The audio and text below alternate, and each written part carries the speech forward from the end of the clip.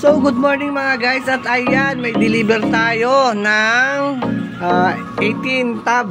So may bumili ng 5 tab, tsaka may bumili ng 10 tab.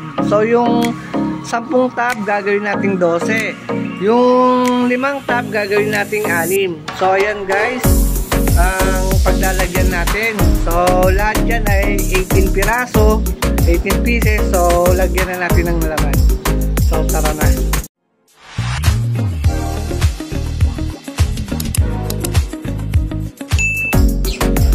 Ayan nga mga guys, at natapos na natin lagyan bawat isa. Yan guys, ayan ang 1 tab natin. So ayan, 12 tab dito sa kabila, at dito naman ay 6 tab. Ayan. Sa mga wala pa ng ating onward o water plant natin, ayan, PM na lang po kayo sa akin. Ayan, may mga free naman daw, may free naman po. Kung tatak water plant ang hanap nyo, huwag nang magtagal, bili na.